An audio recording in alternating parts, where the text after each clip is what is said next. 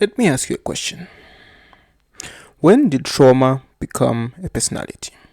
Because somewhere along the line, being a victim stopped being a chapter and became a lifestyle.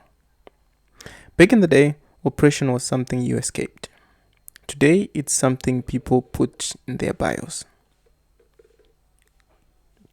Pronouns, zodiac signs, trauma.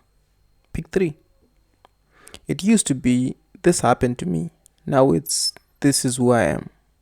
Please clap. And history is watching like, bro, what? Because the people who changed the world didn't build brands around suffering, they built movements. Take Mahatma Gandhi. Colonized, beaten, arrested. Did he start a podcast called Surviving Oppression? No. He organized millions. Gandhi didn't build a victim brand. He built an exit strategy.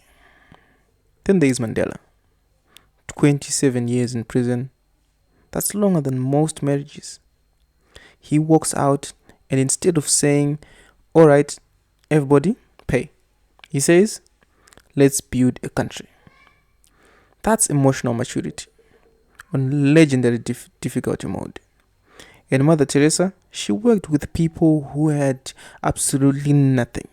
But she didn't turn poverty into content. She turned compassion into action. Across Africa, independence movements didn't win freedom by holding conferences on trauma. They organized, they mobilized, they planned, they executed. Turns out empires don't fall to hashtags. It's crazy, right? Historically, oppressed communities didn't sit around refreshing comment sections. They built schools, they formed unions, they coordinated resistance, they turned shared suffering into shared strength. Victimhood wasn't the destination, it was the gas station. They filled up, then kept driving. They didn't say, we're broken. They said, we're next. That's main character energy. They didn't ask for permission to rise, they rose.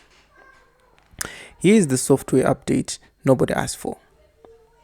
Old movements asked, how do we become free? Modern discourse asks, how do I trend?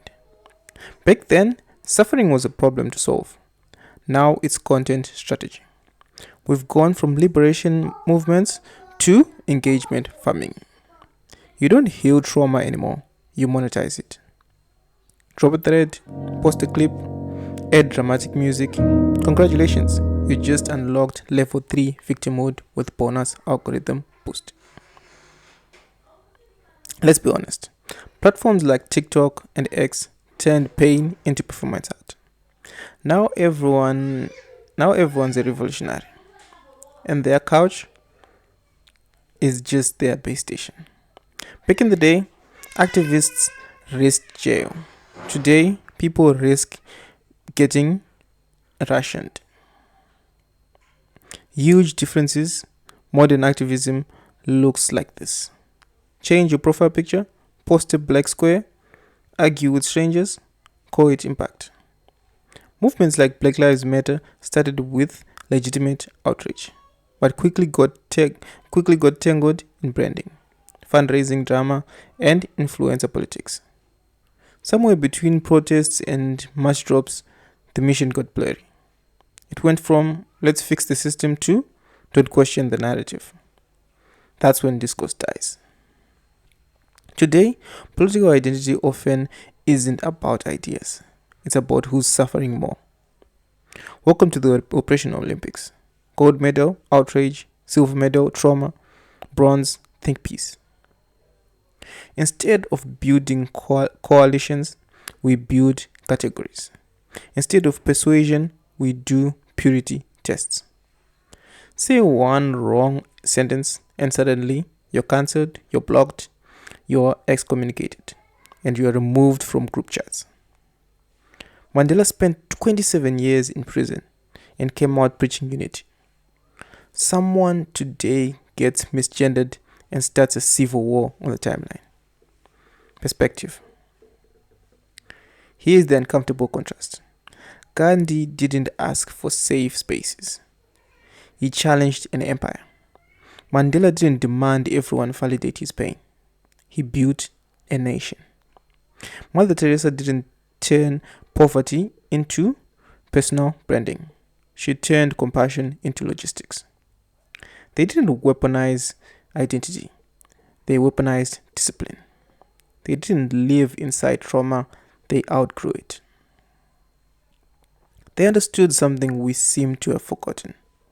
Victimhood explains where you started. Agency decide where you end. Your ancestors didn't survive colonization, war, and famine so you could build a personality around being offended. They didn't fight systems so you could fight comment sections.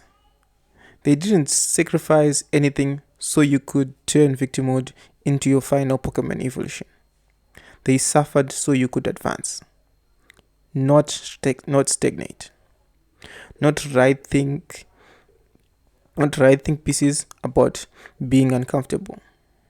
Advance. Here is what made historical leaders dangerous, in a good way though. They negotiated from moral authority, not Twitter pages. They chose reconciliation over revenge. They chose nation building over chaos. They didn't just oppose oppression.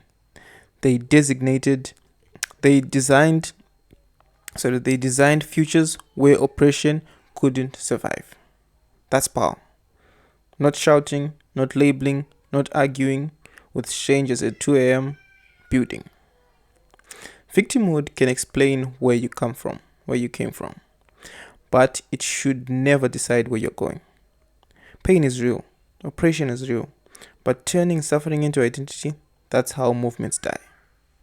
History belongs to builders, not professional mourners, not algorithm activists, builders, and the future. Yeah, same rules.